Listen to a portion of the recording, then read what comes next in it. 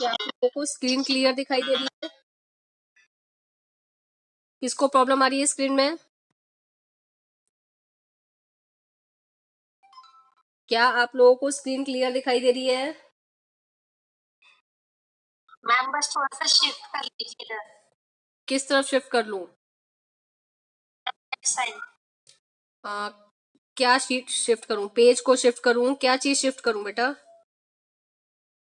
इसको left side shift कर लूं मतलब इधर या और इधर? Yes ma'am. ठीक है, अब ठीक है। इससे ज्यादा और लेफ्ट में नहीं जा सकता क्योंकि वहां कैमरे की सेटिंग है। आपको इतना ही स्क्रीन दिखाई दे सकती है। ठीक है, चलिए स्टार्ट करते हैं। मैंने लास्ट क्लास में आपके साथ डिस्कस किया था डायरेक्ट रिडॉक्स रिएक्शन और इनडायरेक्ट रिडॉक्स रिएक्शन हम डिस्कस करने जा रहे हैं। इनडायरेक्ट रिडॉक्स रिएक्शन को एक बार दोबारा से हम लोग समझ लेंगे क्योंकि वहां पर रिकॉर्डिंग हमारी क्या हो चुकी थी, रिकॉर्डिंग बंद हो गई थी, तो दोबारा से एक बार हम स्टार्ट कर लेते हैं। इनडायरेक्ट रिडॉक्स रिएक्शन से आई थिंक डायरेक्ट वाला पोर्शन सबको क्लियर होगा। क्या डायरेक्ट वाला पोर्शन, डायरेक्ट रिडॉक्स रिएक्शन सबको क्लियर है? क्या सभी को डायरेक्ट रिडॉक्स रिएक्शन क्लियर है? ठीक है, तो डायरेक्ट रिडॉक्स रिएक्शन को एक बार हम अच्छे से ध्यान से समझेंगे। ठीक है, ठीक है, दोबारा से हम समझेंगे अब इनडायरेक्ट रिडॉक्स रिएक्शन को एक बार ध्यान से। इनडायरेक्ट रिडॉक्स रिएक्शन,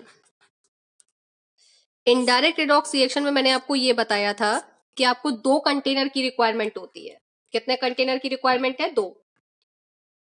और 2 कंटेनर में, एक कंटेनर में ऑक्सीडेशन प्रोसेस होगा और दूसरे कंटेनर में रिडक्शन प्रोसेस होगा।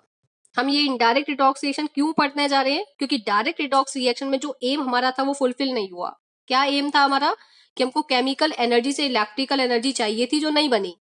हमारी केमिकल एनर्जी से हीट एनर्जी तो बनी डायरेक्ट रिडॉक्स रिएक्शन में, लेकिन हमारा जो एम था इस चैप्टर को लेकर के हमें केमिकल एनर्जी को कन्वर्ट करना है इलेक्ट्रिकल एनर्जी में, वो एम फुलफिल नहीं हुआ। तो वो जो एम है chemical energy convert into electrical energy, वो एम हमारा कौन फुलफिल करेगा? Indirect redox reaction. तो मैंने आपको बताया कि इनडायरेक्ट रिडॉक्स रिएक्शन के लिए आपको 2 कंटेनर की रिक्वायरमेंट होती है, one for oxidation and other for reduction. Oxidation के लिए मैंने आपको बताया था कि जिस कंटेनर में ऑक्सीडेशन होगा उस कंटेनर को हमें लेफ्ट साइड में रखना है और जिस कंटेनर में रिडक्शन होगा उस वाले कंटेनर को हमें राइट साइड में रखना है। तो आई थिंक मेरे हिसाब से सबको मेरी बात क्लियर होगी। तो मैं लेफ्ट साइड में एक कंटेनर ले रही हूं, ये मेरा लेफ्ट साइड में एक कंटेनर हो गया और ये मैंने कंटेनर ले लिया राइट साइड में। ये वाला जो कंटेनर है ये ऑक्सीडेशन प्रोसेस के लिए और ये वाला कंटेनर आपकी रिडक्शन प्रोसेस के लिए। अब आपको मैंने एक चीज और बताई थी कि ये जो कंटेनर जिसमें ऑक्सीडेशन होगा, इस कंटेनर को हम इलेक्ट्रोड बनाने जा रहे हैं, तो इसको बोलेंगे ऑक्सीडेशन इलेक्ट्रोड और इसको बोलेंगे रिडक्शन इलेक्ट्रोड। तो जब आप अपना इलेक्ट्रोड बनाने जा रहे हैं तो एक चीज ध्यान रखिएगा, जिस मेटल की आपने रॉड ली है उसी मेटल का इलेक्ट्रोलाइटिक सॉल्यूशन आपको लेना है। जिंक की रॉड है, जिंक की अगर आपने रॉड ली है तो हम क्या करेंगे? जिंक सल्फेट का सॉल्यूशन ले सकते हैं, जिंक कार्बोनेट का सॉल्यूशन ले सकते हैं, जिंक फॉस्फेट ले सकते हैं, पर जिंक का ही सॉल्यूशन लेना है।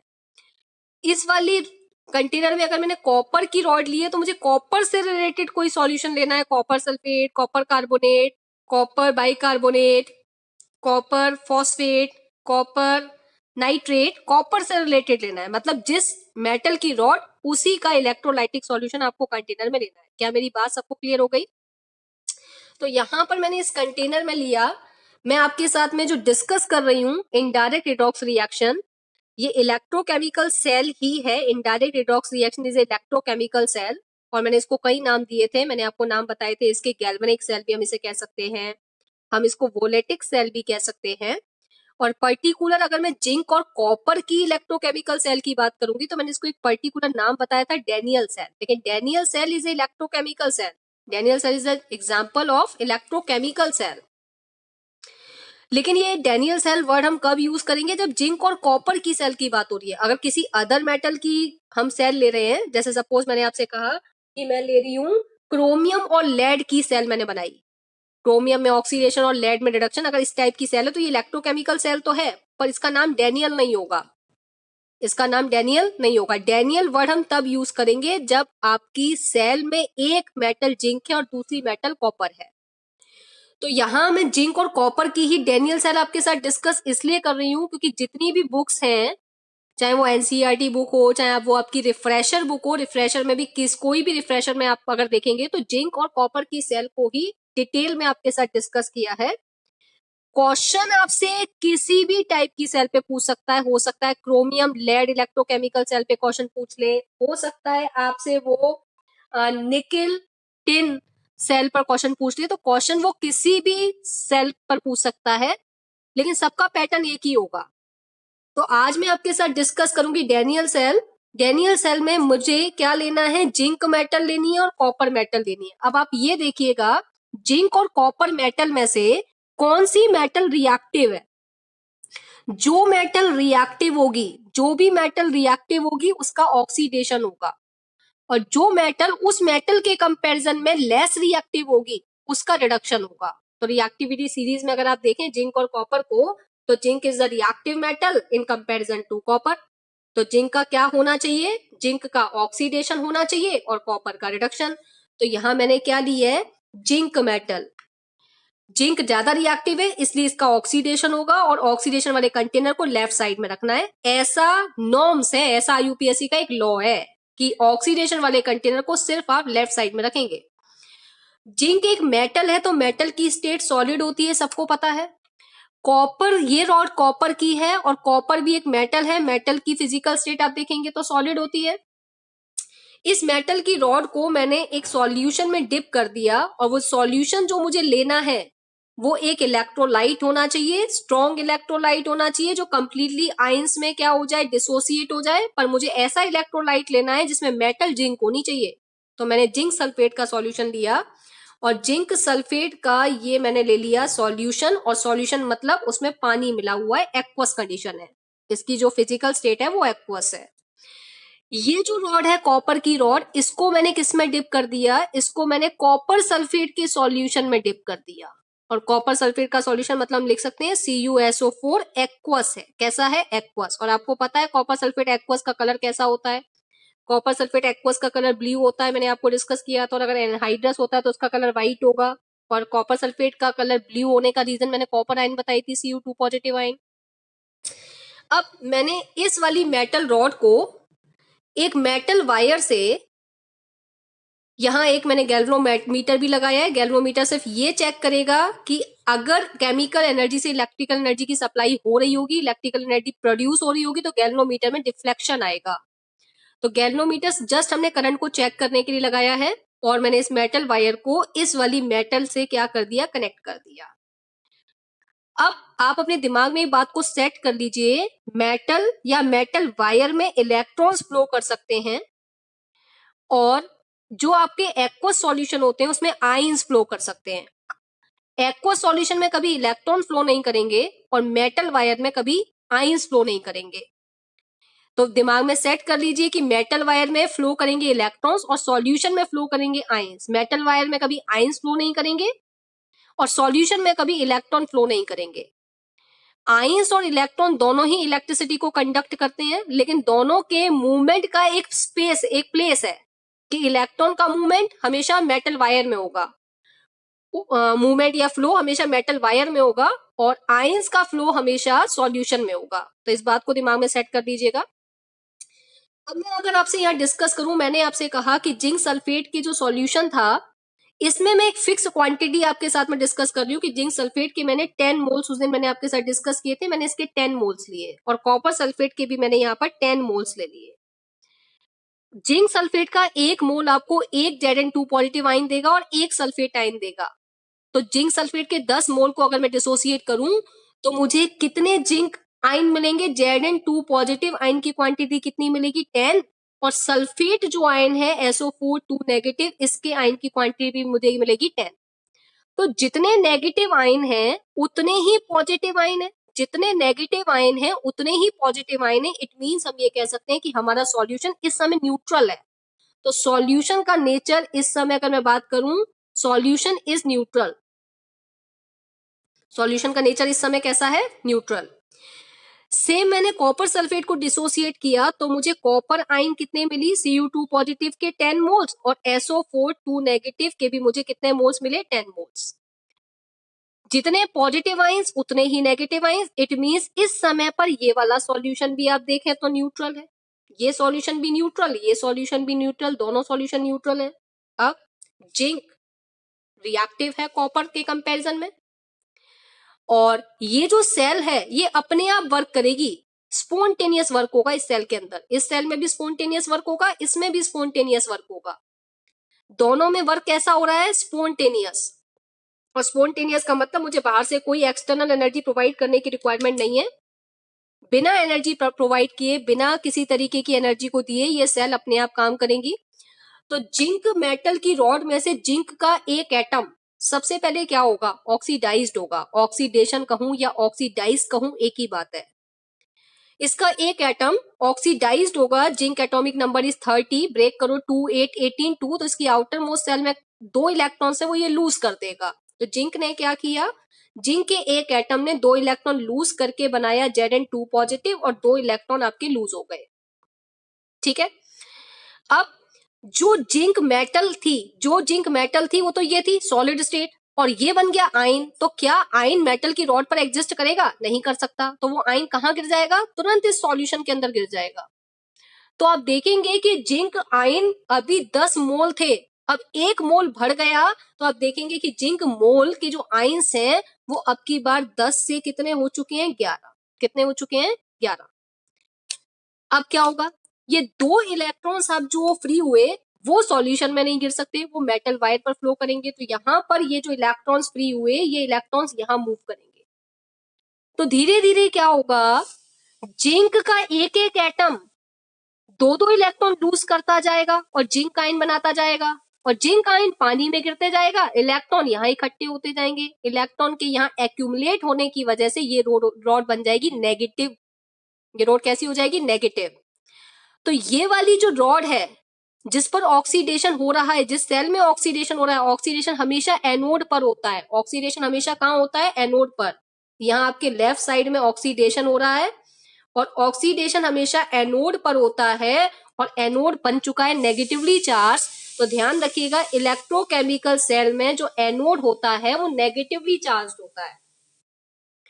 एनोड इलेक्ट्रोकेमिकल सेल में नेगेटिवली चार्ज होता है। यहां तक मेरी बात सबको क्लियर हो गई होगी। अब अगर यहां से जो 2 इलेक्ट्रॉन फ्री हुए वो मेटल वायर से घूमते हुए कहां पहुंचे? इस मेटल वायर से पहुंचते हुए इस मेटल तक पहुंच गए, कॉपर की मेटल तक। नीचे नहीं गिर सकते, इलेक्ट्रॉन फ्लो सिर्फ मेटल वायर में करते। तो लास्ट जो उसका पाथवे है वो ये है। अब इसके बाद उसको जाने के लिए कोई रास्ता नहीं मिल रहा, लेकिन इस सॉल्यूशन में बहुत सारे कॉपर आयन प्रेजेंट है, चारों तरफ कॉपर आयन प्रेजेंट है, और कॉपर आयन को 2 इलेक्ट्रॉन की रिक्वायरमेंट है। तो क्या होगा? इस वाली सेल में Cu2 पॉजिटिव इन आए हुए 2 इलेक्ट्रॉन को रिसीव करेगा और क्या बना देगा? कॉपर। तो कॉपर की मेटल इस कॉपर वायर के ऊपर डिपॉजिट होना स्टार्ट कर देगी, कॉपर यहाँ इकट्ठा होना स्टार्ट कर देगी। तो कॉपर आयन पहले कितने थे? 10। अब इसमें से एक कॉपर आयन तो कॉपर में कन्वर्ट हो चुका है, तो कॉपर आयन 10 से कितने रह गए? 9। कॉपर आयन 10 से कितने रह चुके हैं? 9। यहां तक मेरी बात क्या सबको क्लियर हो रही है? किसी को यहां तक कोई कंफ्यूजन तो नहीं चल रहा? अब मुझे जरा स्टार्टिंग में ये बताओ कि जिसके पास इलेक्ट्रॉन होंगे वही तो इलेक्ट्रॉन दे सकता है। मेरे पास पैसा होगा तो मैं पैसा दे सकती हूं, ऐसे ही जिसके पास इलेक्ट्रॉन्स होंगे वो इलेक्ट्रॉन डोनेट कर सकता है। तो इलेक्ट्रॉन को डोनेट करने वाला इलेक्ट्रॉन रिच होगा, तो इस समय इलेक्ट्रॉन को डोनेट करने का काम जिंक कर रहा है, तो जिंक इलेक्ट्रॉन रिच है, इसलिए एनोड का साइन यहाँ नेगेटिव है। और इलेक्ट्रॉन को रिसीव करने का काम कौन कर रहा है? ये वाला इलेक्ट्रॉन। तो ये इलेक्ट्रॉन रिच नहीं है, तो यहां पर हम कहेंगे कि इसका साइन कैसा है? इस इलेक्ट्रोड को हम कहेंगे या हो रहा है रिडक्शन। रिडक्शन हमेशा कैथोड पर होता है, और इलेक्ट्रोकेमिकल सेल में रिडक्शन हमेशा कहां होता है? कैथोड पर। और यहां इलेक्ट्रोकेमिकल सेल में कैथोड आपका पॉजिटिवली चार्ज्ड है। बेटा मैं इसको 11 के लेक्चर को दोबारा इसलिए आपको समझा रही हूँ कि अगर आपका ये कंसेप्ट क्लियर नहीं हुआ तो न्यूमेरिकल में फंस जाओगे, न्यूमेरिकल सॉल्व नहीं होंगे आप लोगों से। जैसे जितने अच्छे तरीके से आप लोग इस कंसेप्ट को अच्छे से दिमाग में सेट करोगे, उतने अच्छे से आप न्यूमेरिकल को अच्छे से अटेम्प्ट कर पाओगे। नहीं तो न्यूमेरिकल में कंफ्यूजन हो जाएगा और साइन कन्वेंशन का तो स्पेशली कंफ्यूजन हो जाएगा। तो मैंने आपको कहा कि इलेक्ट्रोकेमिकल सेल में anode is negatively charge and cathode is positively charge. इस बात को दिमाग में सेट कर दीजिए।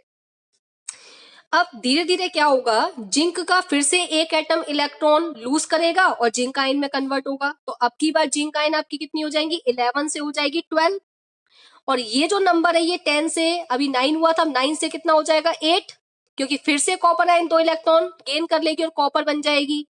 तो कॉपर आयन फिर एक कम हो गई, कितने हो गया 8। तो जब ये 12 तो ये हो जाएगा 8, जब ये 13 होगा तो ये 7 हो जाएगा, जब ये 14 होगा तो ये 6 हो जाएगा, जब ये 15 होगा तो ये 5 हो जाएगा नंबर, जब ये 16 होगा तो ये नंबर कितना हो जाएगा 4 हो जाएगा। ऐसे करते करते होगा क्या, ऐसे करते करते होगा क्या कि ये जो सॉल्यूशन है इसमें Zn2 पॉजिटिव आयन बढ़ता जा रहा है, बढ़ता जा रहा है।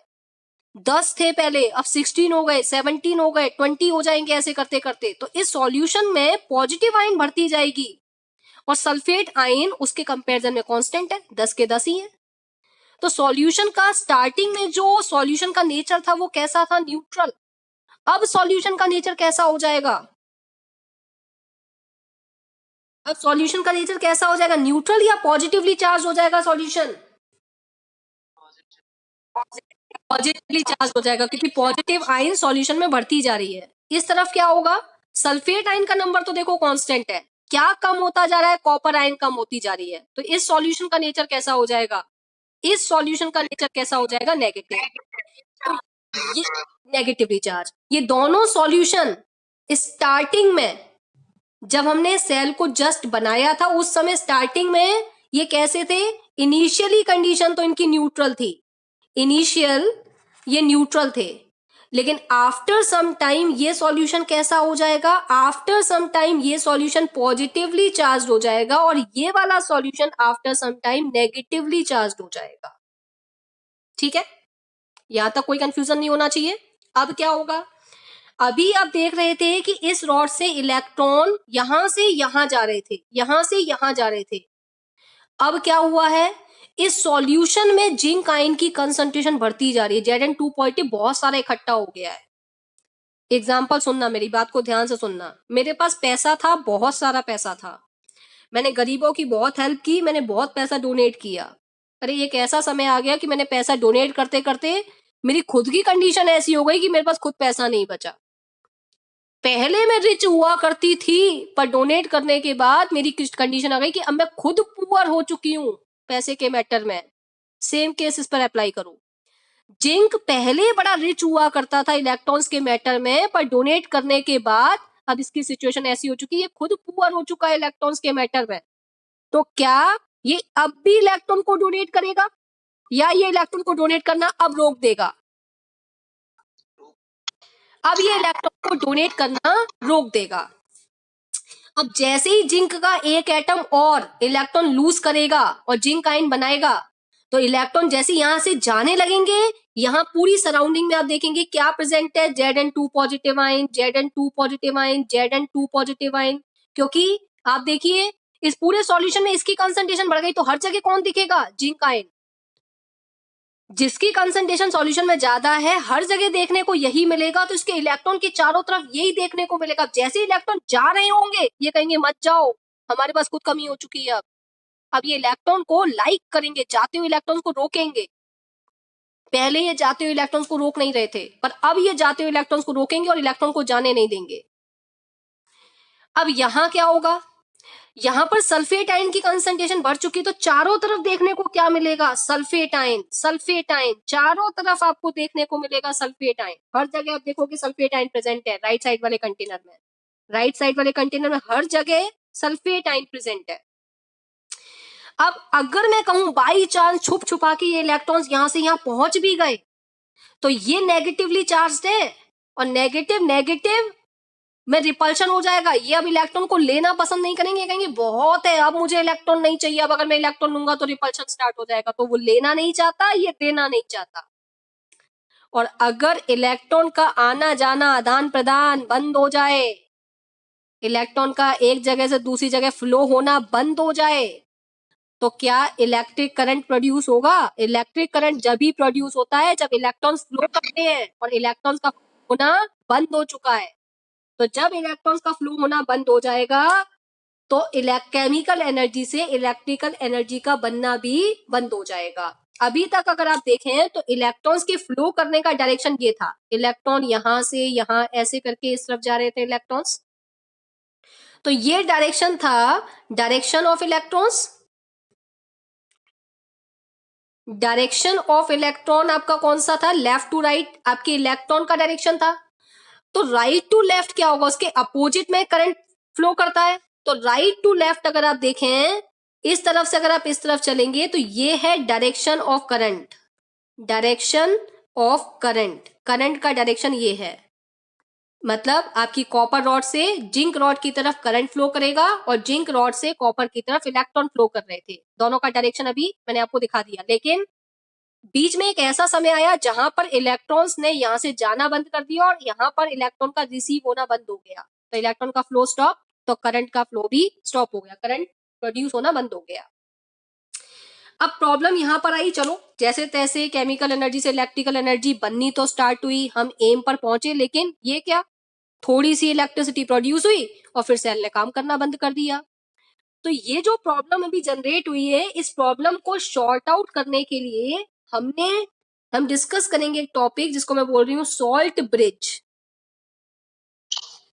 सॉल्ट ब्रिज, ये ब्रिज क्या करेगा? जो अभी आपने देखा कि आपकी सेल में इलेक्ट्रॉन्स का फ्लो रुक गया है, इलेक्ट्रॉन्स मूव नहीं कर पा रहा है एक जगह से दूसरी जगह पर, जिसकी वजह से इलेक्ट्रिसिटी रुक गई है, उसको सॉल्व करने का काम कौन करेगा? Salt bridge. ये दोबारा से सेल में यहां से इलेक्ट्रॉन को फ्लो कराएगा कॉपर की तरफ। तो ये सॉल्ट ब्रिज कैसे काम करेगा?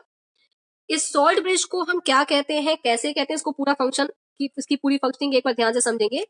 सॉल्ट ब्रिज नाम से पता चल रहा है एक ब्रिज है जो इन दोनों सेल को आपस में कनेक्ट करेगा। ब्रिज है जो दोनों सेल को आपस में कनेक्ट करेगा, जिसमें सॉल्ट बना हुआ होना चाहिए। क्या बना हुआ होना चाहिए? सॉल्ट। तो सॉल्ट ब्रिज एक यू ट्यूब की, एक ग्लास यू ट्यूब की एक रॉड है। तो मैंने आपसे कहा ये आपका बना हुआ है ग्लास रॉड, ग्लास की बनी हुई है, ये बिल्कुल हॉलो है अंदर से, यू शेप की है, इन्वर्टेड यू शेप, इन्वर्टेड मैंने यू शेप को उल्टा कर दिया है, inverted U shape glass rod. It is inverted U shaped glass rod, it is known as salt bridge. इसको हम सॉल्ट ब्रिज बोलेंगे। इसमें अब हमें इस रॉड के अंदर भरना क्या है? सॉल्ट को भरना है। तो ये बन जाएगा आपका सॉल्ट ब्रिज। लेकिन याद रखिएगा जो सॉल्ट आप इसमें फिल करेंगे वो सॉल्ट होना चाहिए नेचर में strong. Strong salt fill in this bridge. इस सॉल्ट ब्रिज में आप कैसा सॉल्ट लेंगे? स्ट्रॉन्ग सॉल्ट लेंगे। अब स्ट्रॉन्ग सॉल्ट से मतलब समझते हो? जो वाटर में या किसी सॉल्यूशन में कंप्लीटली आयनाइज हो जाता है उस सॉल्ट को हम स्ट्रॉन्ग सॉल्ट बोलते हैं। हमें इसमें स्ट्रॉन्ग सॉल्ट लेना है और सॉल्ट का नेचर इनर्ट और होना चाहिए, strong as well as inert in nature. जो सॉल्ट है आपका उसका नेचर इनर्ट होना चाहिए। इनर्ट का मतलब है, इनर्ट मतलब किसी के साथ रिएक्ट ना करे। इनर्ट का मतलब है किसी के साथ रिएक्ट ना करे। स्ट्रॉन्ग होना, सॉल्ट स्ट्रॉन्ग होना चाहिए एज वेल एज इनर्ट होना चाहिए। अब इनर्ट से मतलब है कि किसी के साथ पार्टिसिपेट ना करे, किसी के साथ कोई रिएक्शन ना करे। स्ट्रॉन्ग सॉल्ट के कुछ एग्जांपल जैसे मैं आपको बताऊं, KCl is a strong salt, K2SO4 is a strong salt, ये आपका स्ट्रॉन्ग सॉल्ट है, ये भी आपका स्ट्रॉन्ग सॉल्ट है। KNO3 is also strong salt, तो ये आपकी स्ट्रॉन्ग सॉल्ट है। इनके नेचर इनर्ट होने चाहिए। इनर्ट का मतलब ये ना तो इस सेल के साथ रिएक्ट करे और ना ही इस सेल के साथ रिएक्ट करे। दोनों में से किसी भी सेल के साथ में ये रिएक्ट नहीं करना चाहिए। अब रिएक्शन से मेरी बात को थोड़ा ध्यान से समझना। जैसे मान के चलते हैं ये मैंने इलेक्ट्रोड बनाया जिंक का, अगर ये इलेक्ट्रोड मैं बनाती सपोज मान के चलते हैं सिल्वर का, तो मैं क्या करती? मेरी मेटल रॉड सिल्वर की होती और सिल्वर से रिलेटेड कोई इलेक्ट्रोलाइट सॉल्यूशन होता, लाइक AgNO3 का सॉल्यूशन हो या फिर सिल्वर सल्फेट का सॉल्यूशन हो, तो सिल्वर से रिलेटेड कोई सॉल्यूशन और सिल्वर की रॉड। अब मैंने जो सॉल्ट ब्रिज लगाया उसमें सपोज मैंने KCl ले लिया, क्या ले लिया, KCl। तो KCl डिसोसिएट होके क्या देगा आपको, एक तो K पॉजिटिव आयन देगा और एक Cl नेगेटिव आयन देगा। KCl डिसोसिएट होके क्या देगा, K पॉजिटिव और Cl नेगेटिव आयन। इस वाले कंटेनर में कौन से चार्ज की डेफिशिएंसी है, पॉजिटिव चार्ज तो इसमें बहुत एक्सेस में है, नेगेटिव चार्ज की डेफिशिएंसी, क्योंकि सॉल्यूशन पॉजिटिव है तो इसमें नेगेटिव चार्ज की डेफिशिएंसी है। ये सॉल्यूशन नेगेटिवली चार्ज हो चुका है, इसमें पॉजिटिव चार्ज की डेफिशिएंसी है। तो इस वाले सॉल्यूशन में आएगा क्या, नेगेटिव चार्ज, Cl नेगेटिव इस सॉल्यूशन में आएगा, क्योंकि इस सॉल्यूशन का पॉजिटिव चार्ज को कम करने के लिए मैं नेगेटिव आयन एंटर करनी पड़ेगी, तब ये सॉल्यूशन न्यूट्रल होगा। और इस सॉल्यूशन को नेगेटिव से पॉजिटिव बनाने के लिए हमें पॉजिटिव आयन को इसमें एंटर करना पड़ेगा, मतलब K पॉजिटिव इस सॉल्यूशन में आएगा। अब मेरी बात को फोकस करना, मैंने आपसे कहा ये रॉड सिल्वर की है और ये सॉल्यूशन AgNO3 का है, तो इस सॉल्यूशन का जो नेचर होगा वो पॉजिटिवली चार्ज होगा और ये Cl नेगेटिव इस सॉल्यूशन में जाके गिरेगा। तो क्या होगा, इस सॉल्यूशन में पहले से कौन सी आयन प्रेजेंट होंगी, अगर सॉल्यूशन सिल्वर नाइट्रेट का है तो Ag पॉजिटिव और NO3 नेगेटिव आयन होगी, और Ag पॉजिटिव आयन इस Cl नेगेटिव के साथ में रिएक्ट करके AgCl का PPT बना देगी। क्या इन दोनों आयंस के बीच में रिएक्शन हो गई, Ag पॉजिटिव और Cl नेगेटिव आपस में रिएक्ट करके एक इनसॉल्युबल PPT फॉर्म कर देंगी। और PPT का मतलब होता है जो दोबारा आयनाइज्ड ना हो, तो सारा Ag पॉजिटिव Cl नेगेटिव के साथ रिएक्ट करके, सारा Ag पॉजिटिव Cl नेगेटिव के साथ रिएक्ट करके AgCl का व्हाइट PPT बनाता जाएगा और PPT सब नीचे इकट्ठा होता जाएगा। तो इस सॉल्यूशन में आयंस की डेफिशिएंसी हो जाएगी, इस सॉल्यूशन में आयंस की डेफिशिएंसी हो जाएगी, और अगर आयंस की डेफिशिएंसी हुई तो भी इलेक्ट्रिक करंट प्रोड्यूस होने में डिफिकल्टी आएगी, क्योंकि इलेक्ट्रिक करंट को प्रोड्यूस करने में या तो इलेक्ट्रॉन्स हेल्प करते हैं या फिर आयंस हेल्प करते हैं। तो मुझे ऐसा कोई भी इलेक्ट्रोलाइट, ऐसा कोई भी सॉल्ट ब्रिज में यूज नहीं करना जो मेरी सेल में प्रेजेंट इलेक्ट्रोलाइट के साथ में रिएक्ट करे। अब आपके दिमाग में क्या आ रहा होगा, जिंक की जो मेरी सेल है, जिंक वाली सेल में मैंने KCl को यूज किया, Cl नेगेटिव इस कंटेनर में जाएगा, तो आप कहेंगे Zn2 पॉजिटिव भी तो मैडम Cl नेगेटिव के साथ रिएक्ट करके ZnCl2 बना सकता है, but ZnCl2 is a soluble salt, और सॉल्युबल सॉल्ट वो सॉल्ट होते हैं जो पानी में फिर से डिसोसिएट हो जाएंगे, फिर से आयन में कन्वर्ट हो जाएंगे। तो ऐसा कोई इलेक्ट्रोलाइट आप नहीं लेंगे, ऐसा कोई सॉल्ट आप इस ब्रिज में नहीं यूज करेंगे जो इन दोनों सेल में जाने के बाद किसी के साथ रिएक्ट करके इनसॉल्युबल सॉल्ट की फॉर्मेशन करे। तो आप अब कहेंगे मुझे कैसे पता चलेगा कि कौन सा सॉल्ट हमें लेना है और कौन सा सॉल्ट हमें नहीं लेना, ये आपको अपनी सेल डिजाइन करते समय चूज करना पड़ेगा कि जो सॉल्ट मैं सॉल्ट ब्रिज में यूज कर रहा हूं, जो सॉल्ट मैं सॉल्ट ब्रिज में यूज कर रहा हूं, क्या वो सॉल्ट मेरी सेल में प्रेजेंट सॉल्यूशन के साथ रिएक्ट करके कोई PPT फॉर्म तो नहीं करेगा। अगर वो PPT फॉर्म नहीं करेगा तो आप उस सॉल्ट को चूज कर सकते हैं। क्या मेरी बात समझ में आ गई आप लोगों को, Yes, ma'am. यहां तक सबको Yes, मेरी ma'am. बात क्लियर है। तो इनर्ट से मतलब वो सॉल्ट सॉल्यूशन में जाकर PPT फॉर्म ना करे, सॉल्युबल सॉल्ट बनाए कोई प्रॉब्लम नहीं है, लेकिन PPT फॉर्म ना करे। तो ऐसा सॉल्ट आपको सॉल्ट ब्रिज में चूज करना है। अब जो सॉल्ट है उसको एक्वस सॉल्यूशन बनाना है। अब फोकस करो, ये हॉलो ट्यूब है, आपने इसमें सॉल्ट सॉल्यूशन भरा, यहां से भी बड़ा सा एक होल है और यहां पर भी एक बड़ा सा होल है। आपने जैसे सॉल्ट सॉल्यूशन भरा, ये तो सॉल्ट सॉल्यूशन तुरंत नीचे गिर जाएगा। तो हमें क्या करना पड़ेगा, इस सॉल्ट को इसमें होल्ड करने के लिए जेल, किसी जेलेटिन जेल को यूज कर सकते हो, या फिर मार्केट में एक आता है आपका अगर आप लोगों ने, जिसके पास बायो होगी उसने ये वर्ड पढ़ा होगा अगर सॉल्यूशन, और अगर किसी ने नहीं पढ़ा है तो जेलेटिन जेल वर्ड सुना होगा। ये थोड़ा सा जेली टाइप की नेचर का होता है। इसमें हम क्या करेंगे, अपने सॉल्ट को घोलेंगे और इस अगर जेल में फिल कर देंगे, तो क्या होगा, जो सॉल्ट है हमारा वो एकदम से नहीं गिरेगा। तो इसमें हमने जेली फिल कर दी है। अगर का काम सिर्फ इतना है कि इस सॉल्ट को लंबे समय तक होल्ड करेगा इस ट्यूब के अंदर, बस इतना काम है अगर का। अगर हम इसे यूज नहीं करते तो सॉल्यूशन एक ही बार में गिर जाता। हमें लंबे समय तक होल्ड करना है, तो लंबे समय तक होल्ड करने के लिए इस जेल में हमने अपने सॉल्ट सॉल्यूशन को मिक्स किया, एक पेस्ट बनाया और इस पेस्ट को हमने इस ग्लास रॉड में फिल कर दिया। एक गाढ़ा सा एक डेंस पेस्ट आपको बनाकर इसमें फिल कर देना है। और अगर आपको और रोकना है तो इस वाली जगह पर आप कॉटन लगा दीजिए। क्या लगा दीजिए? कॉटन। आपने यहां पर क्या लगा दिया है? कॉटन लगा दिया है।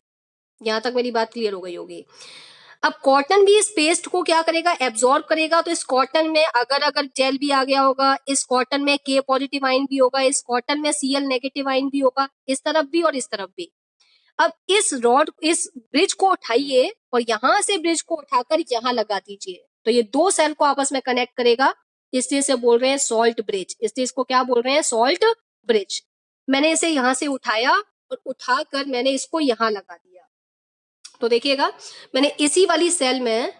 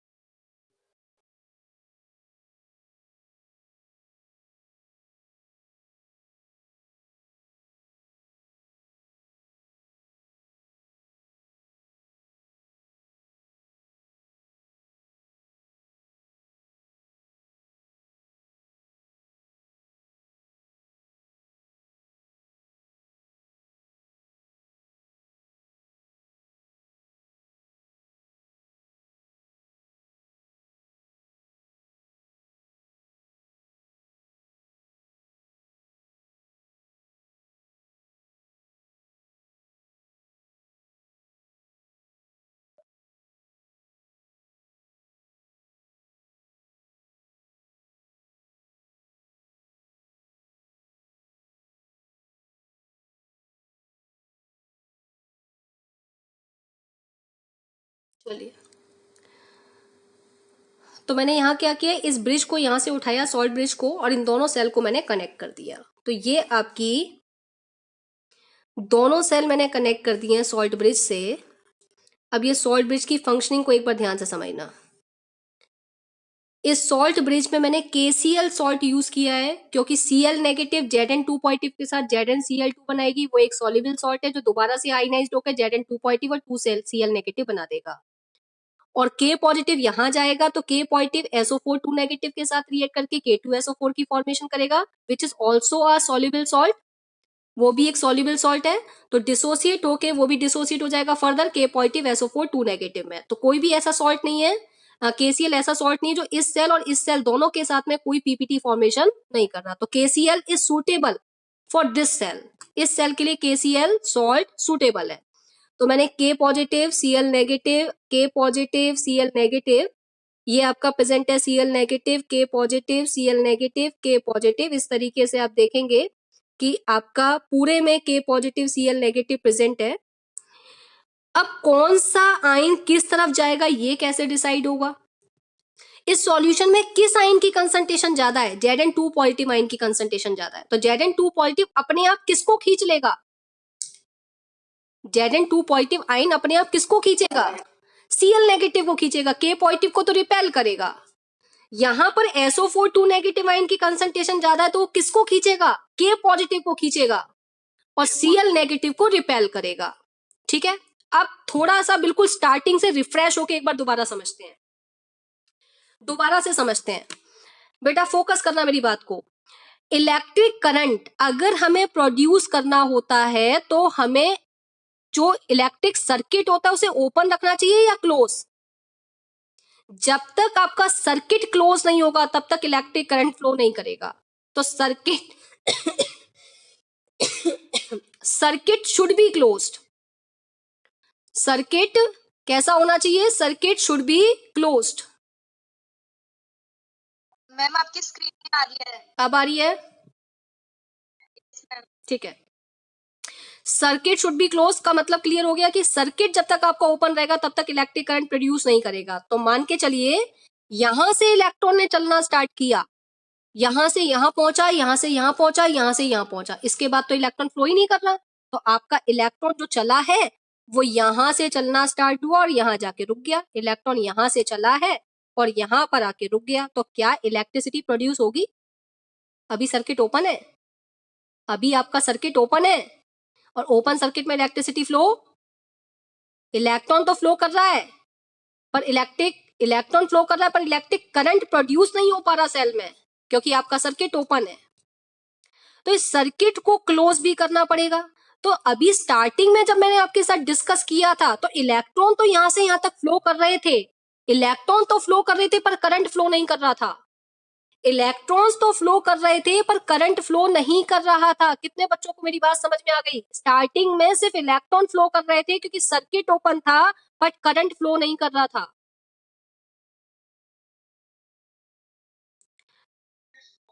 सबको क्लियर है मेरी बात? तो करंट को फ्लो कराने के लिए सर्किट को क्लोज करना पड़ेगा, करंट को फ्लो कराने के लिए सर्किट को क्लोज करना पड़ेगा, और सर्किट को क्लोज करने का काम सॉल्ट ब्रिज करता है। अब देखो स्टार्टिंग से फंक्शनिंग समझेंगे।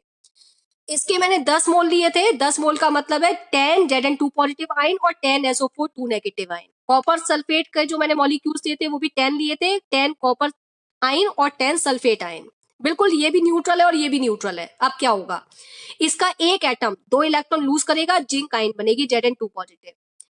जैसे ही यहाँ पर Zn2 पॉजिटिव बना, तो आपका सॉल्यूशन पॉजिटिव हो गया न्यूट्रल से, एक आयन एक्सिस में आ गया, जिसकी वजह से न्यूट्रल से सॉल्यूशन कैसा हो गया? पॉजिटिव। एक आयन के गिरने से सॉल्यूशन पॉजिटिव हो गया, तुरंत यहां से 2Cl नेगेटिव नीचे आ जाएंगे। फिर ये 2 इलेक्ट्रॉन मूव करके कहां पहुंचेंगे? 2 इलेक्ट्रॉन मूव करके पहुंचेंगे यहां। तुरंत क्या होगा? Cu2 पॉजिटिव उन 2 इलेक्ट्रॉन को रिसीव कर लेगा, कॉपर बना देगा, कॉपर इस रॉड पे डिपॉजिट हो जाएगा, तो इस वाले सॉल्यूशन में कॉपर आयन की कमी हो जाएगी। तो ये सॉल्यूशन, एक कॉपर आयन के कम होने से सॉल्यूशन का नेचर न्यूट्रल से हो गया नेगेटिव, तुरंत यहां से 2K पॉजिटिव इस सॉल्यूशन में गिर जाएंगे। तो सुनना ध्यान से, Zn2 पॉजिटिव का एक आयन का बनना और 2Cl नेगेटिव आयन का गिरना, Zn2 पॉजिटिव आयन का बनना और 2Cl नेगेटिव का इसमें गिरना। सेम यहां पर फोकस करिएगा, जैसे ही कॉपर आयन इस रॉड पर जाएगा, तुरंत क्या होगा? 2K पॉजिटिव आएंगे और सल्फेट आयन के साथ जुड़ने की कोशिश करेंगे। तो जैसे ही एक आयन नीचे गिरा, 2Cl नेगेटिव आए। जैसे यहां से आपने देखा कि एक कॉपर आयन कॉपर में कन्वर्ट हुआ, 2K पॉजिटिव यहां आए, तो इलेक्ट्रॉन यहां से चला, यहां से इलेक्ट्रॉन यहां से चल रहा है, जिंक आयन बन रही है, इस वाले सर्किट को यहां से कंप्लीट करने का काम किया Cl नेगेटिव ने।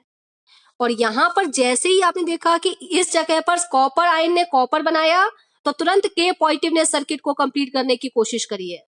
तो सॉल्ट ब्रिज सर्किट को कंप्लीट कर रहा है, सॉल्ट ब्रिज क्या कर रहा है? सर्किट को कंप्लीट कर रहा है। इस सॉल्ट ब्रिज को हम इंटरनल सर्किट बोलते हैं। क्या बोलते हैं? Internal circuit. ये आपका इंटरनल सर्किट की तरह एक्ट करता है।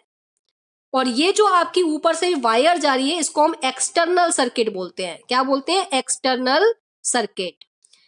अब यहां पर मेरी बात को, एक बात को और ध्यान से सुनना कि जो एक्सटर्नल सर्किट है उसमें इलेक्ट्रॉन फ्लो करते हैं और इंटरनल सर्किट में आयंस फ्लो करते हैं। क्वेश्चन बन जाएगा एक नंबर में कि इंटरनल सर्किट में इलेक्ट्रॉन फ्लो करते हैं कि आयंस, तो आंसर होना चाहिए आयंस। और एक्सटर्नल सर्किट में क्या फ्लो करते हैं? इलेक्ट्रॉन्स फ्लो करते हैं। तो ये सॉल्ट ब्रिज ने क्या किया, जैसे जैसे आपका सॉल्यूशन न्यूट्रल से पॉजिटिव हो रहा था तो उसको फिर से न्यूट्रल बना रहा था, ये सॉल्यूशन आपका न्यूट्रल से नेगेटिव हो रहा था, फिर से उसको न्यूट्रल बना रहा था। तो फंक्शन ऑफ सॉल्ट ब्रिज आपको क्लियर हो गया होगा कि सॉल्ट ब्रिज का फंक्शन क्या है। क्या आपको क्लियर हो गया सॉल्ट ब्रिज का फंक्शन? एक फंक्शन तो आपको ये क्लियर हो गया होगा, इट न्यूट्रलाइज द सेल, ये सेल को न्यूट्रलाइज करने का काम कर रहा है। और दूसरा काम क्या हो रहा है? It complete the electrical circuit, ये इलेक्ट्रिकल सर्किट को भी कंप्लीट कर रहा है। सॉल्ट ब्रिज का काम आप लोगों को फंक्शनिंग समझ में आ गई क्या सॉल्ट ब्रिज की? मैंने आपको दो फंक्शनिंग सॉल्ट ब्रिज की बताई। एक तो वो क्या कर रहा है, आपके सर्किट को कंप्लीट कर रहा है, और दूसरा आपकी जो सेल थी उनको, सेल के नेचर को न्यूट्रल करने का काम कर रहा है। सेल के नेचर को क्या करने का काम कर रहा है? न्यूट्रल। तो दोनों फंक्शनिंग आई थिंक आप लोगों को समझ में आ गई होंगी। तो दोनों फंक्शनिंग मैं आपके सामने लिख दे रही हूँ। Functioning of salt bridge, functioning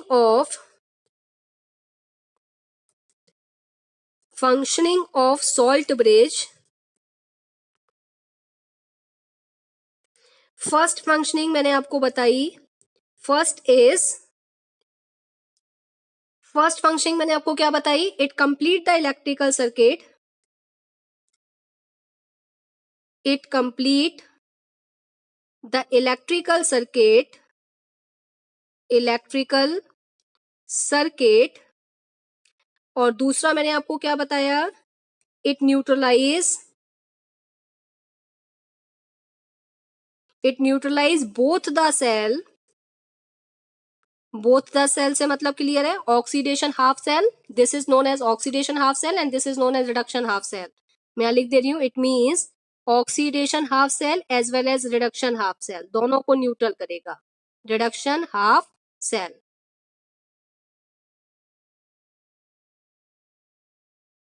दोनों फंक्शन क्लियर हो गए सॉल्ट ब्रिज के?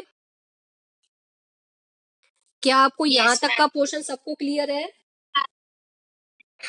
ठीक है, अब यहाँ पर ठीक है, तो इनडायरेक्ट रिडॉक्स रिएक्शन में हमने क्या किया, केमिकल एनर्जी की हेल्प से इलेक्ट्रिकल एनर्जी को जनरेट कर लिया।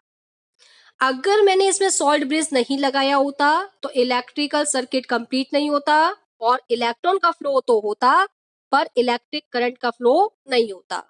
तो ये पूरा सेटअप है इनडायरेक्ट रिडॉक्स रिएक्शन का। ये जब तक पूरा सेटअप आप तैयार नहीं करेंगे तब तक आपका एम कंप्लीट नहीं होगा। एम को कंप्लीट करने के लिए आपको पूरा सर्किट बनाना पड़ेगा। अब आपको दिमाग में क्या सेट करना है, एनोड ऑक्सीडेशन हमेशा एनोड पर होता है और रिडक्शन हमेशा कैथोड पर होता है। इलेक्ट्रोकेमिकल सेल में एनोड का साइन नेगेटिव होता है और कैथोड का साइन पॉजिटिव होता है। एनोड वाली सेल को हमेशा लेफ्ट साइड में बनाना है और कैथोड वाली सेल को हमेशा राइट साइड में बनाना है।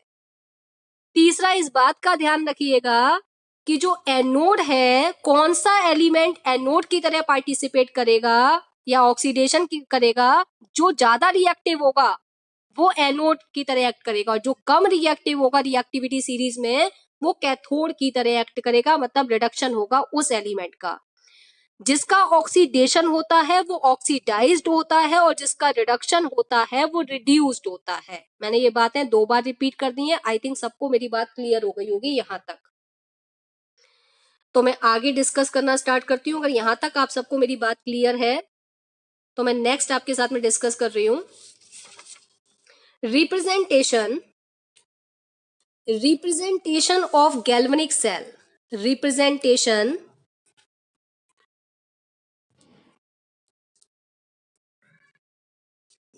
रिप्रेजेंटेशन ऑफ गैल्वेनिक सेल कहूं मैं, इलेक्ट्रोकेमिकल सेल कहूं या वोलेटिक सेल कहूं, एक ही बात है। रिप्रेजेंटेशन ऑफ गैल्वेनिक सेल, सबसे पहले हम लेफ्ट वाला पार्ट लिखेंगे। लेफ्ट वाला पार्ट हमारा क्या होता है, लेफ्ट वाला पार्ट हमारा एनोड होता है और राइट वाला पार्ट हमारा कैथोड होता है। एनोड पर ऑक्सीडेशन होता है, कैथोड पर रिडक्शन होता है। सबके दिमाग में बात सेट हो गई होगी, मैंने 3 बार रिपीट करी है इस बात को। अब आपको यहां पर कैसे आप रिप्रेजेंट करेंगे, सेल का रिप्रेजेंटेशन कैसे शो करेंगे, जैसे मैं आपको एक जनरल रिप्रेजेंटेशन बता रही हूं। ऑक्सीडेशन का मतलब इलेक्ट्रॉन लूज होते हैं, सबको ये बात पता है। एक मेटल है और मेटल इलेक्ट्रॉन लूज कर रही है और लूज करने पर मेटल पे कोई चार्ज आ रहा है Mn positive, this is a metal. Pure state में जब मेटल होती है तो उसका ऑक्सीडेशन नंबर 0 होता है। अब सपोज इस मेटल ने 2 इलेक्ट्रॉन लूज करे या 3 इलेक्ट्रॉन लूज करे, जितनी भी इसकी कैपेसिटी इस मेटल की उतने इलेक्ट्रॉन ये लूज करेगी, इस पे चार्ज आ गया Na पॉजिटिव। तो M 0 स्टेट से Mn पॉजिटिव स्टेट में पहुंच गया, मतलब इसका ऑक्सीडेशन हो गया। तो ये वाला जो टर्म है ये ऑक्सीडेशन को इंडिकेट कर रहा है। किसको इंडिकेट कर रहा है, ऑक्सीडेशन को। दूसरी तरफ क्या होगा, Mn पॉजिटिव इलेक्ट्रॉन को गेन करेगा और M मेटल बनाएगा, प्योर फॉर्म में मेटल की फॉर्मेशन होगी। याद करो पिछली वाली सेल में हमने डिस्कस किया था, Cu2 पॉजिटिव ने 2 इलेक्ट्रॉन को रिसीव करके प्योर कॉपर बनाया था। तो ये जो मैंने टर्म लिखी है इसमें इस वाली मेटल का ऑक्सीडेशन नंबर 0 और मेटल आयन का ऑक्सीडेशन नंबर जो उसकी कैपेसिटी है वो होगा, और ये आपका हो गया रिडक्शन वाला पार्ट। ठीक है, सॉल्ट ब्रिज जो हम बीच में लगाते हैं उनको 2 पैरेलल लाइन से इंडिकेट कर देते हैं। ये 2 पैरेलल लाइन इंडिकेट कर रही है अबाउट सॉल्ट ब्रिज, कि बीच में क्या लगा हुआ है, सॉल्ट ब्रिज लगा हुआ है। अब ये है, it is the representation of galvanic cell को हम इस तरीके से रिप्रेजेंट करते हैं। और इसको परफेक्ट वे में आप कैसे लिखेंगे, एम जो मेटल है उसकी स्टेट सॉलिड है, तो लिखिए ब्रैकेट में सॉलिड। ये जो आयन है, आयन हमेशा एक्वस स्टेट में प्रेजेंट होती है, तो इसके बिल्कुल बराबर में लिखिए कि इट इज एक्वस स्टेट। फिर सॉल्ट ब्रिज का सिंबल लगाइए। उसके बाद में Mn पॉजिटिव, ये भी आयन है, आयन हमेशा एक्वस स्टेट में होती है, एक्वस लिखिए। फिर जो मेटल फॉर्म हो रही है, मेटल का स्टेट, फिजिकल स्टेट हमेशा सॉलिड होती है, तो इस तरीके से आप रिप्रेजेंट करेंगे। जब मैंने आपको सेल बनाई थी तो याद करो, मैंने स्टार्टिंग में क्या कहा था कि जिंक सल्फेट के 10 मोल लिए। तो जब जिंक सल्फेट के 10 मोल लिए हैं तो उसमें जिंक आयन की कंसंट्रेशन कितनी है, 10 मोल। 10 मोल ion of Zn2 positive.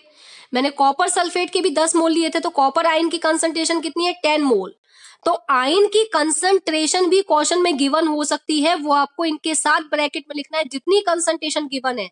Suppose मैंने 10 बताई, तो कैसे लिखेंगे, एम सॉलिड, Mn पॉजिटिव का नेचर एक्वस है, कंसंट्रेशन इसकी 10 मोलर है, मैंने 10 मोलर इसकी कंसंट्रेशन लिखी है। Salt bridge, symbol of salt bridge, Mn positive, Mn positive ये N ऊपर है, Mn positive state is aqueous, it's concentration is also 10 molar, और ये आपका हो गया M और इसकी स्टेट है solid. This is the complete representation of a galvanic cell. ये गैल्वेनिक सेल की कंप्लीट रिप्रेजेंटेशन है, ये जनरल रिप्रेजेंटेशन है। अब अगर मैं गैल्वेनिक सेल को इस वाली डैनियल सेल को अप्लाई करूं रिप्रेजेंटेशन में, तो कैसे लिखेंगे, जिंक सॉलिड इन नेचर, उससे बन रहा है Zn2 positive ion, nature is aqueous, मैंने कितनी मोलरिटी रखी थी, 10 molar, salt bridge, symbol of salt bridge. Now copper ion state कैसी है, एक्वस, किस में कन्वर्ट हो, जिसकी कंसंट्रेशन कितनी थी, 10 मोलर, किस में कन्वर्ट होगा, कॉपर में, फिजिकल स्टेट क्या है, सॉलिड। सबको रिप्रेजेंटेशन करना आ गया, ठीक है। अच्छा, अब ये वाला पार्ट आपका कौन सा वाला पार्ट है, पूरा लिख के बताएंगे कि ये वाला पार्ट आपका एनोड है और ये वाला पार्ट आपका कैथोड है, ठीक है। इसको हम बोल सकते हैं ऑक्सीडेशन हाफ सेल, इसको हम बोल सकते हैं रिडक्शन हाफ सेल। एनोड का sign negative in electrochemical cell और कैथोड का sign positive in electrochemical cell. यहां तक सबको इंफॉर्मेशन होगी। और ये वाला जो पार्ट है जो बीच में लिखा हुआ है, इसको हम क्या बोल रहे हैं, सॉल्ट ब्रिज। सबको रिप्रेजेंटेशन आ गई, ठीक है। अब अगर मैं आपसे कहूं कि आपको सेल रिप्रेजेंटेशन किसी की भी लिखनी है, तो आप सेल रिप्रेजेंटेशन लिख देंगे, क्या आप सेल रिप्रेजेंटेशन लिख देंगे, आपको इस जनरल इक्वेशन को फुलफिल करना है बस, ठीक है। अब अगर आपसे क्वेश्चन में पूछा जाए सेल रिएक्शन लिखिए, क्या लिखिए, सेल रिएक्शन, इसको देखकर सेल की रिएक्शन लिखिए, इस रिप्रेजेंटेशन को देखकर सेल की रिएक्शन लिखिए। तो फोकस करना मेरी बात को थोड़ा सा। जिंक मेटल ने क्या किया होगा, 2 इलेक्ट्रॉन लूज करे होंगे, जब ही तो Zn2 पॉजिटिव बना होगा। 2 इलेक्ट्रॉन लूज हो रहे हैं, इलेक्ट्रॉन का लूज होना ऑक्सीडेशन। इस वाले पार्ट में क्या हो रहा होगा, कॉपर आयन ने 2 इलेक्ट्रॉन गेन करे होंगे, तभी तो कॉपर बना होगा। इन 2 इलेक्ट्रॉन से, राइट वाले 2 इलेक्ट्रॉन से लेफ्ट वाले 2 इलेक्ट्रॉन को मैंने कैंसिल कर दिया और लेफ्ट लेफ्ट को प्लस किया, राइट राइट को प्लस किया। ऐसा हमने 11th में पढ़ा था, सबको याद आ रहा होगा। Zn plus Cu2 positive gives you Zn2 positive plus Cu. It is the cell reaction of this galvanic cell. ये जो गैल्वेनिक सेल हमने रिप्रेजेंट की है, इसकी सेल रिएक्शन ये है। तो मैं नोट डाल के आपको एक बात बता रही हूं कि जब भी आपसे सेल रिएक्शन पूछी जाएगी, आपको उसमें इलेक्ट्रॉन को यूज नहीं करना। Number of electron should be cancel, जैसे मैंने यहां पर कैंसल करे हैं, तो number of electron should be cancelled, number of electron should be cancelled in cell reaction. Electrons नहीं दिखने चाहिए कैसे भी आपकी सेल रिएक्शन में। अगर आपकी सेल रिएक्शन में इलेक्ट्रॉन्स दिख रहे हैं, मतलब आपकी सेल रिएक्शन गलत लिखी हुई है। क्या सबको मेरी बात यहां तक क्लियर हो गई? मैं एक रिप्रेजेंटेशन आपको और बता देती हूँ, जिससे किसी को अगर कंफ्यूजन चल रहा हो तो कंफ्यूजन खत्म हो जाए। जैसे मान के चलते हैं कॉपर, क्रोमियम और लेड की एक सेल बनाई गई, या फिर निकिल या सिल्वर की एक सेल बनाई गई। तो निकिल और सिल्वर की मैं बात कर रही हूँ, निकिल सिल्वर की एक गैल्वेनिक सेल तैयार की गई। अब हमें यह ध्यान रखना है कि निकिल और सिल्वर में कौन रिएक्टिविटी सीरीज में। तो मैं आपको यहां बता दूं कि निकिल, आपको याद आ रहा होगा सिल्वर, गोल्ड, सिल्वर, ये सब रिएक्टिविटी सीरीज में बहुत नीचे आते हैं। Nickel is more reactive than silver, तो निकिल का ऑक्सीडेशन और सिल्वर का रिडक्शन। तो हम कैसे लिखेंगे, इसकी रिप्रेजेंटेशन कैसे करेंगे, निकिल Ni सॉलिड स्टेट में, इससे क्या बन रहा होगा, Ni2 पॉजिटिव। निकिल की जो कॉमन ऑक्सीडेशन स्टेट होती है वो 2 पॉजिटिव होती है, और ये आयन है तो इसकी स्टेट होगी एक्वस। अब सपोज क्वेश्चन में निकिल का जो सॉल्यूशन लिया है, निकिल की रॉड को निकिल के सॉल्यूशन में डिप किया होगा, तो निकिल का सॉल्यूशन की कंसंट्रेशन सपोज 0.1 मोलर है, तो मैं क्या लिखूंगी ब्रैकेट में यहां पर 0.1 मोलर। उसके बाद हम सॉल्ट ब्रिज का सिंबल लगाएंगे। फिर हम सिल्वर का केस लेंगे, सिल्वर आयन, सिल्वर की कॉमन ऑक्सीडेशन स्टेट आपने पढ़ी होगी Ag पॉजिटिव, इसकी स्टेट है एक्वस। ये aqueous state Ag positive ion, aqueous से क्या बन रहा होगा, Ag मेटल बन रही होगी, और Ag मेटल की जो स्टेट है वो है सॉलिड। तो ये वाला पार्ट आपका ऑक्सीडेशन हाफ सेल, ये वाला पार्ट आपका हो गया रिडक्शन सेल। अब सपोज सिल्वर का जो सॉल्यूशन था, सिल्वर से रिलेटेड कोई भी सॉल्यूशन, उसकी कंसंट्रेशन थी 0.01 मोलर, तो हम यहाँ क्या लिखेंगे इसके साथ ब्रैकेट में, 0.01 molar is the concentration of Ag positive. ठीक है, ये वाला पार्ट सॉल्ट ब्रिज, ये वाला पार्ट रिडक्शन हाफ सेल, और ये वाला पार्ट ऑक्सीडेशन हाफ सेल। मुझसे कहा गया इसकी नेट रिएक्शन लिखिए, सेल रिएक्शन लिखिए। कैसे लिखेंगे, सेल रिएक्शन के लिए मैंने आपसे कहा कि अब इलेक्ट्रॉन को कैंसिल करना है सेल रिएक्शन में, तो सबसे पहले आपको सेल रिएक्शन लिखने के लिए आप क्या करेंगे, निकिल का ऑक्सीडेशन हो रहा है तो Ni से बन रहा होगा Ni2 positive plus 2 electron lose हो रहे होंगे। अब सिल्वर के केस में क्या हो रहा होगा, ये जो Ag पॉजिटिव है ये कितने इलेक्ट्रॉन को रिसीव करेगा, Ag पॉजिटिव को भाई एक ही इलेक्ट्रॉन चाहिए, लेकिन ये तो 2 इलेक्ट्रॉन को लूज कर रहा है, तो 2 Ag पॉजिटिव 2 इलेक्ट्रॉन को रिसीव करेंगे और क्या बना देंगे, 2 मोल्स ऑफ Ag। अब इस 2 इलेक्ट्रॉन से इस 2 इलेक्ट्रॉन को हम क्या कर देंगे, कैंसिल कर देंगे, और कैंसिल करने के बाद नेट रिएक्शन लिखेंगे, Ni plus 2 Ag positive gives you Ni2 positive plus 2 Ag। आप देखिए आपकी सेल रिएक्शन में कोई इलेक्ट्रॉन इन्वॉल्व नहीं हो रही, इलेक्ट्रॉन को मैंने कैंसिल कर दिया है। तो this is the cell reaction of this galvanic cell.